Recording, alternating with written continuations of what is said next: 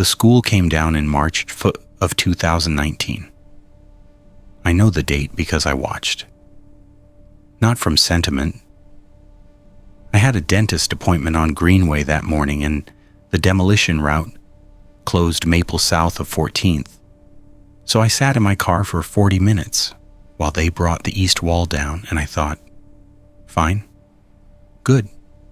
It was falling apart anyway. Horace Mann Elementary, built 1957, closed 2013 due to district consolidation. Sat empty for 6 years, collecting citations and raccoons, and the particular gray light that empty schools hold differently than empty warehouses or empty churches. Then the lot was sold to a developer who didn't develop, and the county condemned it, and the excavators came. And I sat in my Civic watching the wall fold inward, and I felt nothing. And I drove to my cleaning, and they told me I had no cavities. And that was a Tuesday. I'm Rachel Lamb. I'm 37. I grew up on Sycamore Court, which is 3 blocks from where the school stood, and is now the street where I rent the upstairs unit of a duplex owned by a woman named Gloria Kern, who is 71 and keeps the hedges mathematically straight, and has lived on this street since before the school was built. I work at a veterinary clinic on Route 4. I am not married. I have a cat named Clarence, who is 14, and has opinions about weather. I attended Horace Mann from kindergarten through 5th grade, 1994 to 2000. I have no strong feelings about it. I had Mrs. Pacheco for 3rd grade, and she was kind. I had Mr. Llewellyn for 5th, and he was tired. He was, the building smelled like floor wax and milk cartons, and the boiler room leaked in February, and the playground had a merry-go-round that the district removed in 2001 after a kid broke his arm. It was a school. It did what schools do. I left and went to middle school and did not think about it again with any frequency or tenderness. I need to be clear about that. I am not nostalgic for Horace Mann. I did not save my class photos. I do not have a favorite teacher story that I tell at parties. When the building came down, I watched with the same attention I'd give any large machine doing destructive work near my commute route, which is moderate and mechanical and not emotional. I'm telling you this because what happened on Sycamore Court is about nostalgia, and I need you to understand that I am not the person who started it. I am not the person who is susceptible to it. And the fact that I'm the one sitting here telling you this story from an apartment in Dayton 40 miles from the house I left 7 months ago is, I think, the point. The bell started in June of 2019, 3 months after the demolition. Gloria mentioned it first. She said she'd been hearing a school bell at 8:15 in the morning. Not a literal bell. No one was ringing anything. She said it was more like the memory of the bell had become audible. She said it the way she said most things, precisely without embarrassment, as a factual observation that did not require my agreement. I didn't hear it. I was at the clinic by 7:30 most mornings. I asked if she checked for a new alarm on someone's phone, a timer, a truck backing up with a tonal beep. She said she had checked. She said it wasn't any of those things. She said it sounded like, Horace Mann's bell because it was Horace Mann's bell. And she would know because she'd heard it every weekday for 62 years through her kitchen window, and she was not confused about the sound. I let it go. By August, 5 households on Sycamore Court had mentioned the bell. Not to me, to each other, and then to me in passing, as context for other things. I was in the garden when the bell went. The 8:15 bell. And I noticed your gutter is pulling away from the fascia, like that. Embedded in ordinary speech, already normalized. I want to be precise about something. Nobody on Sycamore Court was alarmed. Nobody said there's a phantom bell and we should investigate. Nobody posted on a neighborhood app or called the city. The bell was discussed the way you'd discuss a new bird species appearing in the neighborhood, with mild interest, gentle pleasure, and the specific warmth of a shared observation that makes people feel more connected to the place they live. I still hadn't heard it. I started leaving for work 15 minutes later to see if I could. On August 22nd at 8:15 a.m., standing on Gloria's front porch, drinking coffee she'd brought me, I heard it. It was the Horace Mann bell. I don't mean it sounded like a school bell and my brain filled in the identification. I mean, I recognized it the way you recognize a specific person's laugh. It had the slightly flat undertone of a bell whose clapper had been repaired in 1987 with a bolt that was a 1/4 inch too long, which gave it a tonal impurity that Mr. and Jessup the custodian called her personality, and the music teacher called a liability. I hadn't thought about that bell in 20 years, and I recognized it in the first 3 seconds. It lasted about 4 seconds. It came from the direction of the demolished lot, which was 3 blocks east and was now a rectangle of packed earth and chain link fence and nothing. Gloria sipped her coffee and said, "There she is." I went to the lot that afternoon. Packed earth, chain link, weeds starting in the southeast corner, no bell, no mechanism, no speaker, no timer, no prank infrastructure, just a lot where a school used to be and the specific silence that fills a space after something large has been removed from it. I checked the next morning from the lot itself. At 8:15, standing on the dirt where the front entrance had been, I heard nothing. I called Gloria. She said the bell had rung at 8:15 as usual, clear as ever from her kitchen. The bell was audible from the neighborhood, not from the source. I'm going to compress the next 4 months because the individual events are less important than the accumulation, and because describing them one by one would give you the impression that each step was dramatic or frightening, and that's exactly wrong. Each step was gentle. Each step was welcomed. Each step made the neighborhood feel more like a neighborhood, and that is the thing I need you to understand because it is the thing I cannot make anyone else see as a problem. September. 3 homes on Sycamore Court began opening their front doors at 8:15 when the bell sounded. Not in response to the bell, not rushing to the door, but already standing there. It's as if 8:15 had become a natural time to be in the doorway. Gloria said it felt like seeing the kids off. Gloria never had children. October. The Warrens, who had moved to Sycamore Court in 2016 and had no connection to Horace Mann, started putting out an American flag at 8:15 and bringing it in at 3:30. I asked Tom Warren why those times. He said they felt right. He said it was something about the rhythm of the day. He said it made the house feel oriented. November, a second bell, 3:30 p.m., a dismissal bell. Shorter than the morning bell, 2 pulses instead of 1 sustained tone. I heard this one from my apartment without trying. 6 households acknowledged it. The Munoz family's 9-year-old daughter, who attended Greenview Elementary across town. He told her mother she wanted to come home at 3:30 instead of riding the aftercare bus until 5. She said 3:30 was when school is done. Greenview dismissed at 3:45. December. The pledge. This is where I need to slow down. On December 9th, a Monday, I was homesick with a stomach virus. At 8:15, the bell sounded. At 8:16, I heard, through my closed window, from multiple directions, faint but unmistakable, voices reciting the Pledge of Allegiance. I went to the window. Gloria was on her porch. Her hand was over her heart. Her mouth was moving. Across the street, Diane Khoury was standing in her doorway doing the same thing. Next door, the Warrens. Down the block, I could see the Munoz family's front door open. The 9-year-old standing with her backpack on, hand on chest, reciting.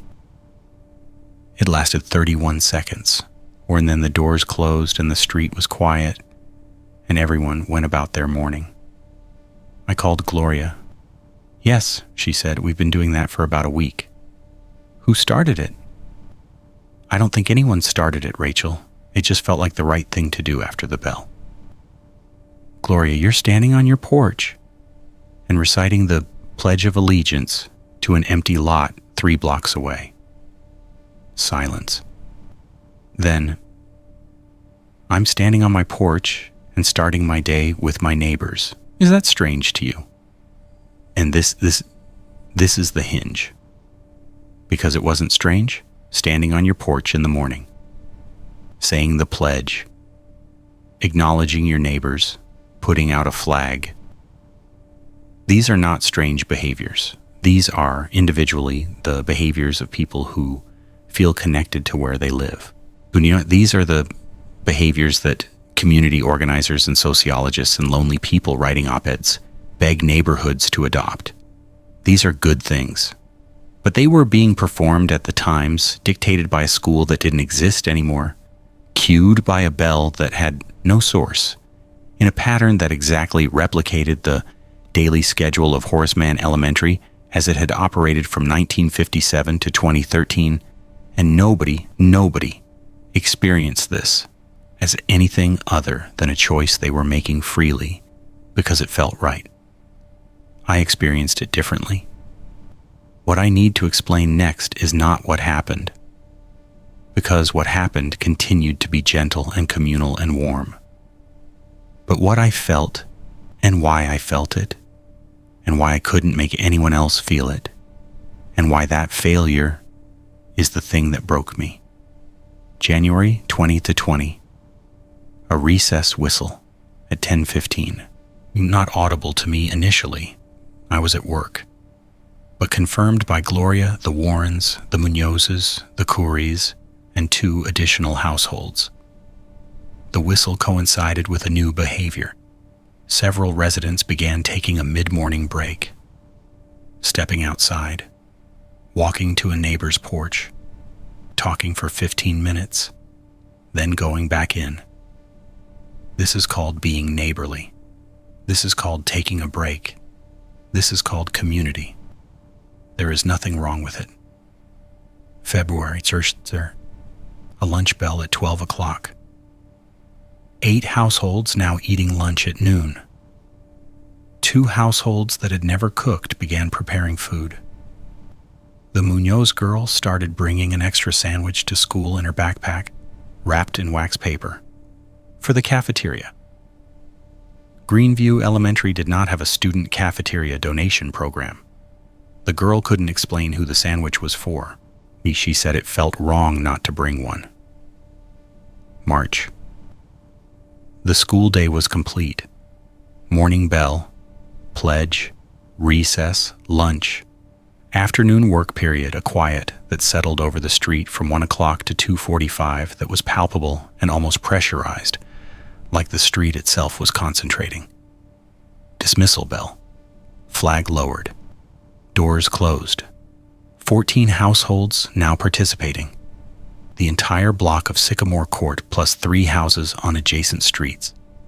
The COVID lockdown hit later that month, and here is where I need to tell you something that will sound wrong. The lockdown didn't change anything on Sycamore Court. Everyone was already home. Everyone already had a structured day.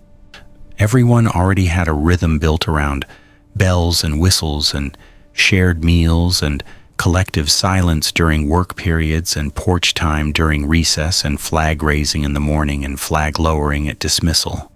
When the rest of the world was falling apart from isolation, Sycamore Court functioned. Beautifully. Seamlessly. As if the schedule had been waiting for exactly this crisis to prove its value.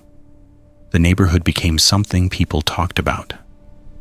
A local news segment in April. Sycamore Court, the neighborhood that lockdown brought together. The reporter interviewed Gloria and Tom Warren and the Munoz family, and everyone smiled and talked about community and tradition and how the old school spirit lived on in the people who remembered it. The Munozes had moved here in 2016. The Warrens in 2016. The Couries in 2018. None of them remembered Horace Mann. None of them had attended it. None of them had heard the bell before June of 2019. I watched the news segment in my apartment with Clarence on my lap, and I felt something I'm going to try to name accurately. I felt the specific loneliness of being right in a room where everyone is happy because nobody was being harmed. That's what I couldn't get past.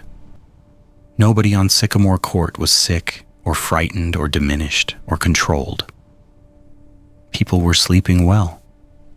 People were eating meals they cooked for themselves and shared with neighbors. People were talking more, fighting less, walking outside more often, checking on each other with a regularity that bordered on choreographic, but, and this matters, felt genuine to the people doing it. The Munoz girls' grades improved, and Tom Warren's blood pressure went down. Gloria told me she hadn't felt this connected to her street since the 1970s. I was the only person who saw the schedule. I was the only person who recognized that the timing of every behavior, the exact minute of every bell, whistle, silence, and gathering, corresponded to the daily schedule of a school that had been demolished, and that the correspondence was not approximate, but exact.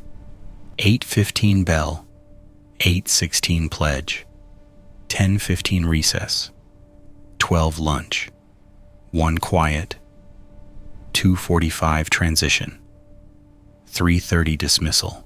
I knew this because I'd attended Horace Mann from 1994 to 2000, and the schedule had not changed in those 6 years, and the bells had rung at those times every day, and my body remembered the rhythm even though my mind had filed it under unremarkable. I tried to tell people. I started with Gloria. I sat on her porch with a printout of the Horace Mann daily schedule, which I'd found in a 2004 district archive online, and I showed her the times and I said, look, 8:15, 10:15, 12, 3:30. These are the school times. You're living on the school's schedule. Gloria looked at the printout, and as she looked at me, she said, And you don't think that's concerning? I think it's lovely, she said. The school was here for 56 years. Of course, the rhythm soaked in. Of course, we feel it. That's what it means for a place to have a history, Rachel. You don't bulldoze a building and delete the time it kept. But you're not choosing these times. The bells are choosing them for you.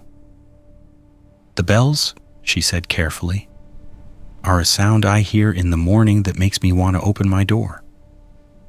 What you're describing as control, I experience as invitation. I understand the difference. I tried the Warrens. Tom listened patiently and said it was an interesting observation and that he didn't find it troubling. I tried Diane Corey. She said, I moved to this street because of the feeling here. If the feeling comes from the school, that means the school did something right. I tried the Munozes. Mrs. Munoz said her daughter was happier, healthier, and more focused than she'd been at any point since they'd moved to the area. And she wasn't going to interrogate the source of that. Every conversation followed the same structure. I presented the pattern. They acknowledged the pattern. They declined to experience it as a problem. I was not being dismissed. I was not being gaslit. I was not being told I was crazy or making things up. Every person I spoke to agreed with my facts and disagreed with my interpretation. They saw the schedule, they heard the bells, they recognized the correspondence. They simply did not find it disturbing. and I could not prove they were wrong. This is the part I need to sit with, because this is where it lives. I have spent my entire adult life being the person who notices things that other people don't find important. I was the kid who pointed out that the substitute teacher was using the wrong textbook and got told to sit down. Next, I was the teenager who told her mother that the new church the family was attending had an unusual financial structure and was told she was being negative. I was the employee who flagged a billing discrepancy at the clinic and was thanked quietly and then not invited to the holiday party. I notice patterns. I name them. I am usually right. And being right has never once made anyone grateful, because people do not want to know that the thing they're enjoying has a structure they didn't choose, even when, maybe especially when, the structure is making them happy. So when I say I was the only person on Sycamore Court who found the schedule disturbing, I need you to hear the double edge of that. I might be the only person who could see what was happening, or I might be the only person incapable of accepting a good thing without dissecting it. Both of those have been true about me at different times in my life, and I've never been able to tell them apart from the inside. June 2020, 1 year after the first bell. The schedule had deepened. There was now a Friday assembly, not a gathering exactly, but a 2 p.m. period on Fridays where every participating household was quiet in a particular way, as if listening. The Munoz girl drew a picture of the Friday feeling for a school assignment, and it showed 14 houses with their windows open and lines coming from the direction of the old lot.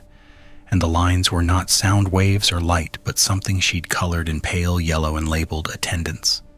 The developer who'd bought the Horace Mann lot had done nothing with it, while permits stalled. Financing fell through, the usual. The lot sat empty, chain-linked, weedy. But the weeds were growing in a pattern I recognized. I went to the lot on a Sunday and stood where the front entrance had been, and the weeds were thickest, along the lines where the hallways had run. They thinned where the classrooms had been, as if the ground remembered the footprint and was marking it in vegetation. The playground area, northwest corner, was bare dirt in a circle exactly the diameter of the merry-go-round that had been removed in 2001. I took photographs. I showed Gloria. She said, "The roots go deep." She meant it as a metaphor. I wasn't sure it was one. August 2020. A new family moved to Sycamore Court. The Badras. Young couple, no children, relocating from Chicago for a remote work opportunity. So they moved into the house at the far end of the block, the one that had been vacant for 8 months. I watched them integrate. It took 11 days. Day 1. Polite waves, boxes carried in, the usual. Day 3. Mrs. Badra mentioned to Diane Corey that she'd been waking at 8:10 without an alarm and feeling an urge to go to the front door. Diane said, "That's the bell. You'll hear it soon." Day 5. Mr. Badra, who worked from home, began taking a break at 10:15 and walking to the Warrens' porch. He told Tom it was like my body knew it needed air at that exact time. Day 8. Both Badras eating lunch at noon, both stepping outside at recess, both quiet during the work period. Day 11. Mrs. Badra put a flag out at 8:15. She told me she'd bought it at the hardware store on Route 4. She said the street had a heartbeat, and she wanted to be part of it. I said, "Did anyone tell you about the school?" She said, "What school?" Nobody had told her. Nobody had explained the bells or the schedule or the origin. She had simply moved to the street and begun living on the schedule within 11 days without being told it existed. I went home and sat in my apartment, and the 3:30 bell sounded, and I heard it, and I didn't go to the door. September 2020. I started keeping a record. Not of the bells, everyone knew about the bells, but of the things that were changing that nobody seemed to notice because the changes felt like improvements. The Munoz girl stopped playing with friends from Greenview Elementary. Rachie said they were not on the same schedule. She now played exclusively with children from Sycamore Court adjacent streets. There were 4 other kids, and their play was organized around recess times and followed patterns I recognized from my own elementary years. Foursquare, jump rope rhymes, a chasing game that had specific rules about the boundaries of the yard, which corresponded to the old playground's actual dimensions, even though none of these children had ever seen it. Tom Warren retired early. He said he wanted to be home for the full day. His wife expressed surprise. Tom had loved his job. He said he still did, but the job wasn't where the day was. Gloria stopped driving. She had a car. It ran fine. And she said she didn't need it anymore because everything she needed was within the walk. The walk was the distance between her house and the farthest participating household, about 400 yards. She could reach the grocery store, the clinic, the pharmacy, all within a mile. She chose not to. She said the walk was enough. The participating houses began to look different. Not dramatically, not in any way a code inspector or realtor would flag. But the paint colors shifted toward the palette I remembered from Horace Mann. Institutional sage green, a warm cream, a particular shade of gray-blue that had been on the cafeteria walls. Nobody coordinated this. Nobody announced it. 3 houses repainted within 2 months, and the colors were within a shade of each other, and within a shade of a school none of the painters had attended. I photographed everything. I made a timeline. I cross-referenced the schedule with district records. The correspondence was perfect. Not approximate, not similar. The morning bell was 8:15. The pledge began at 8:16:15. The exact lag time that Horace Mann's intercom system had introduced between the bell and the PA broadcast pledge. The recess whistle was 10:15, which was the 3rd grade recess time. Not the 4th grade time, 10:30, or the kindergarten time, 9:45. The schedule was grade specific. It was my grade schedule, 3rd grade, Mrs. Pacheco's year. I brought this to Gloria. "Rachel," she said, "what do you want me to do with this?" "I want you to be concerned." "About what, specifically?" "My blood pressure is lower than it's been in 15 years. I speak to my neighbors every day. I eat well. I sleep well. Which the street is safer, quieter, more connected than it has ever been. You're asking me to be concerned about the source of the best period of my life. I'm asking you to notice that you're living on a 3rd grader's schedule, and you're asking me this from the apartment you rent from me on the street you've lived on for 9 years, where you speak to no one voluntarily, eat dinner alone every night, and haven't repainted your walls since you moved in." She said this without malice. She said it the way she said everything, precisely, as a factual observation that did not require my agreement. "The schedule hasn't taken anything from me, Rachel, but I think whatever you're protecting yourself from has taken quite a lot from you." I went upstairs. I sat in my apartment. Clarence was on the kitchen table. I ate, which I don't allow, but which he does anyway because he is a cat and does not respect schedules. And I thought about what Gloria said, and I hated it, and I couldn't dismiss it. Because here is what was true. Every participating household on Sycamore Court was functioning better than it had before the bells. Measurably, demonstrably, health improving, relationships strengthening, isolation declining. The street had become the kind of neighborhood that people write wistful articles about losing and urbanists design expensive interventions to recreate. And here is what was also true. The street was operating on the daily schedule of a dead elementary school, cued by bells from a demolished building, and the schedule was mine. My grade, my year, my specific experience, and I was the only person who recognized this, and I was also the only person on the street who lived alone and ate alone and spoke to no one voluntarily and had not repainted her walls in 9 years.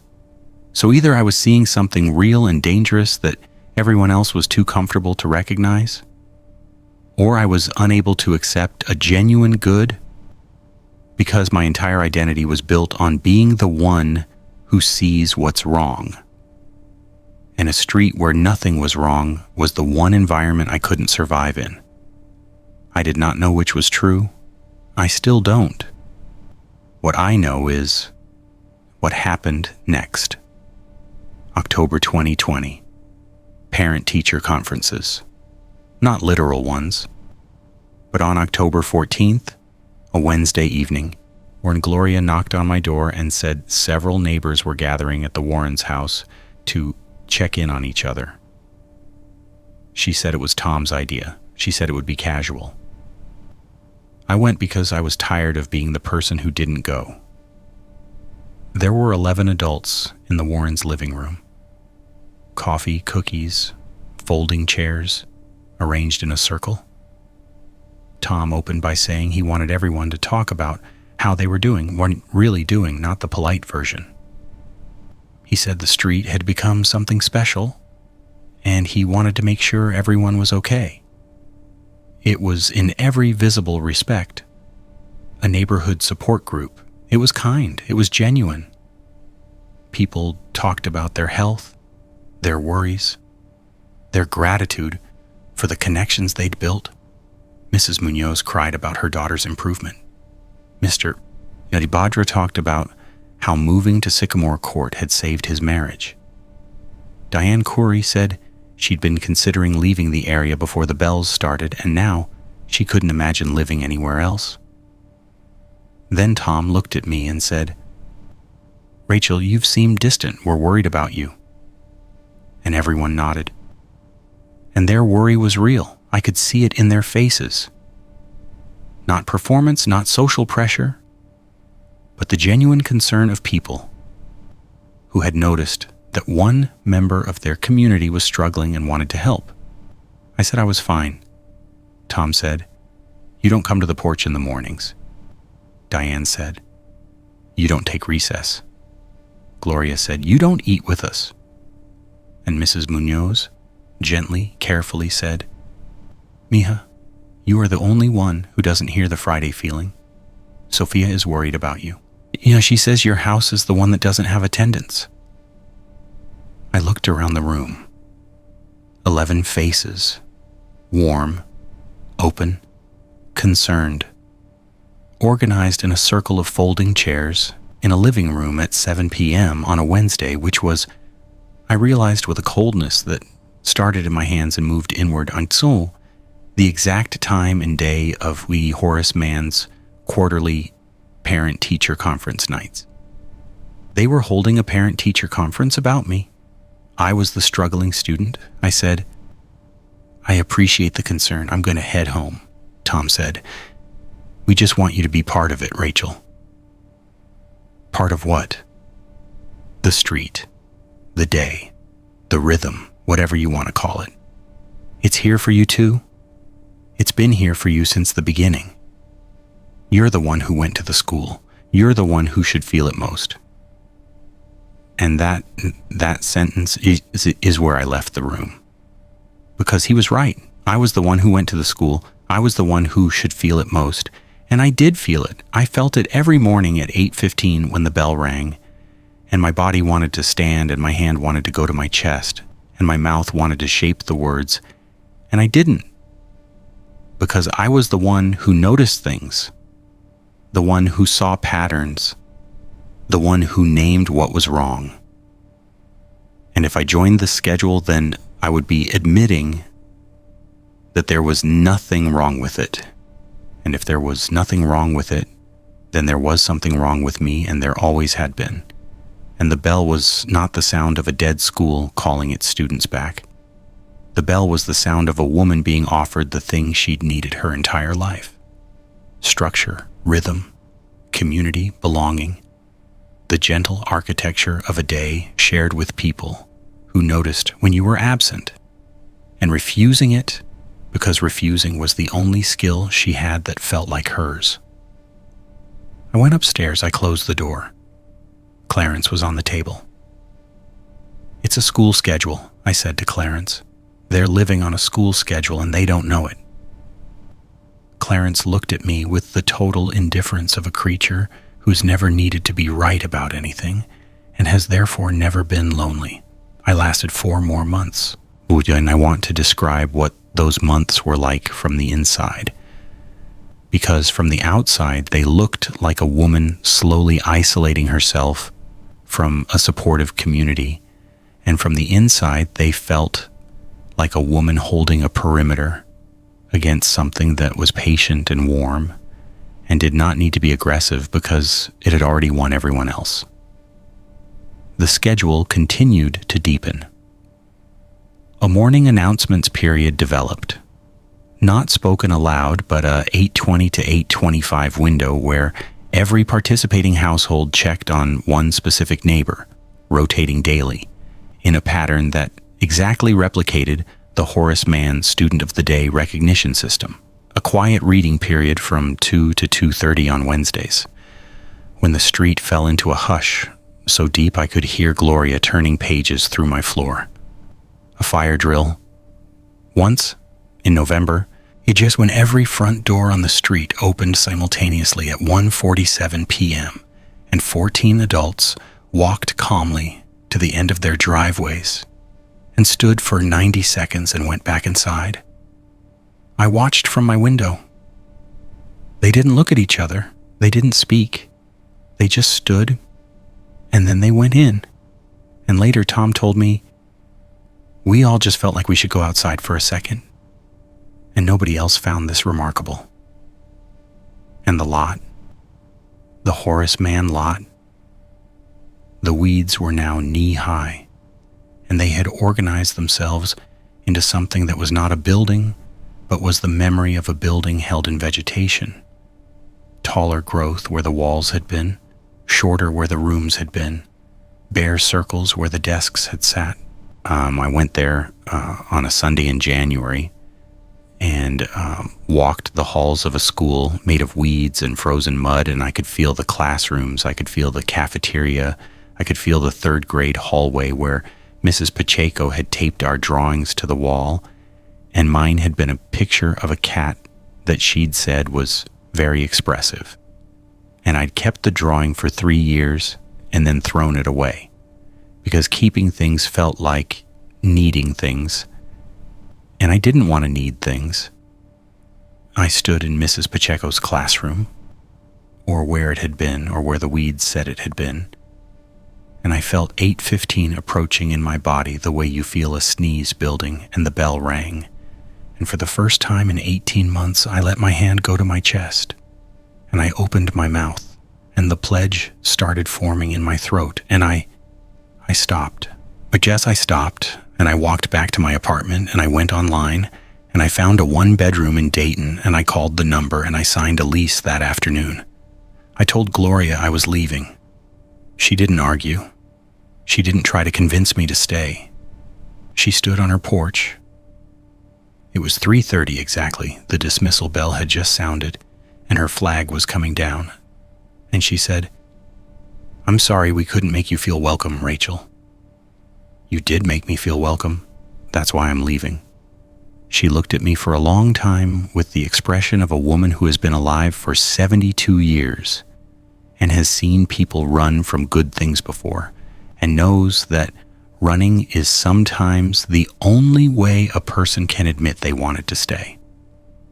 "The door will be open," she said. I moved on February 3rd, 2021.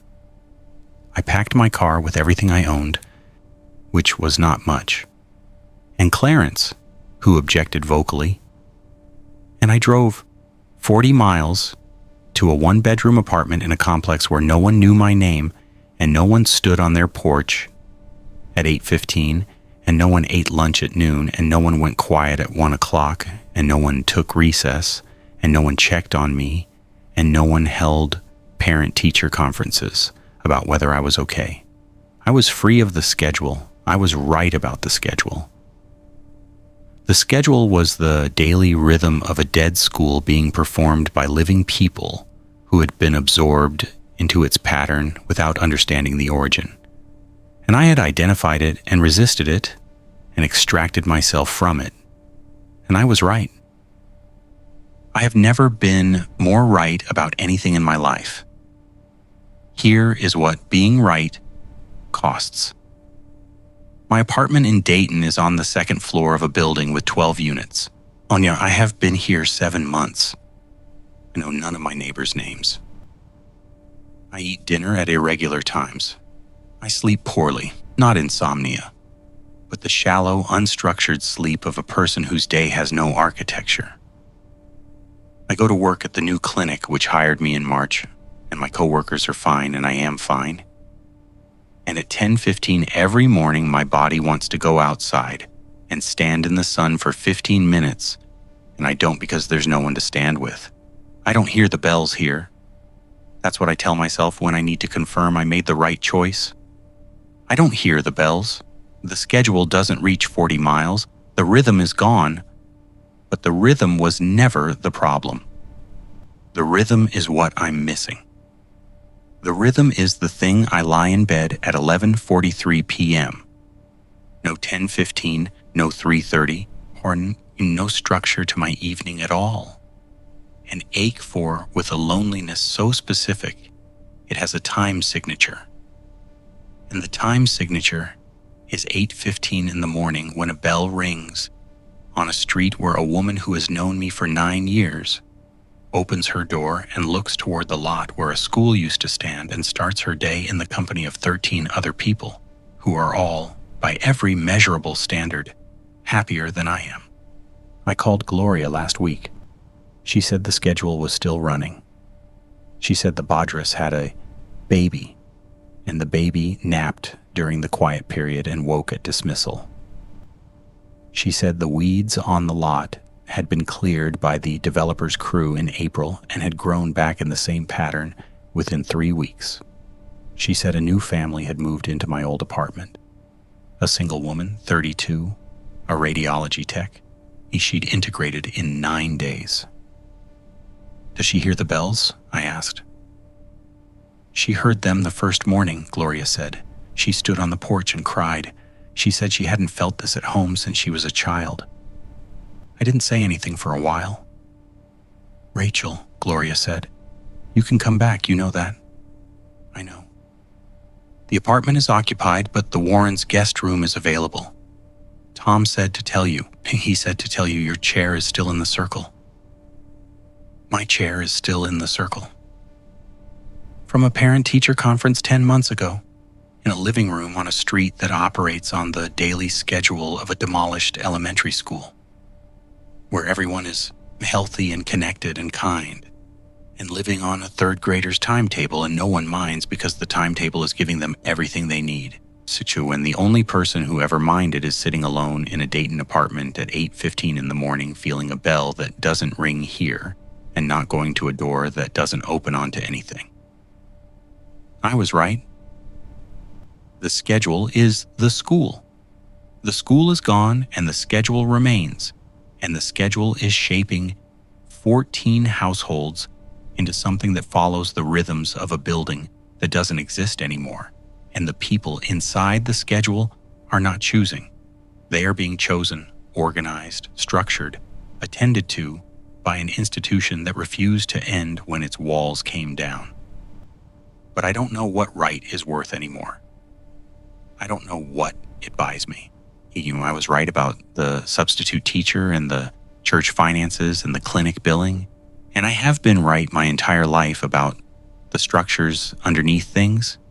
And being right has given me a cat and a 1-bedroom and the ability to say, I see what you don't see, to a room that isn't listening because the room is warm and full and keeping a schedule that makes the people in it feel like they belong somewhere. And I don't belong anywhere. That's not the schedule's fault. That was true before the bells.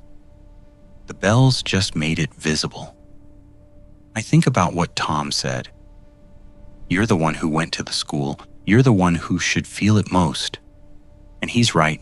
I do feel it most. I feel it right now at 8:15 in a Dayton apartment where the bell doesn't ring. And I feel it the way you feel a limb that's been removed. The sensation present, the structure gone, the body continuing to reach for something that isn't there.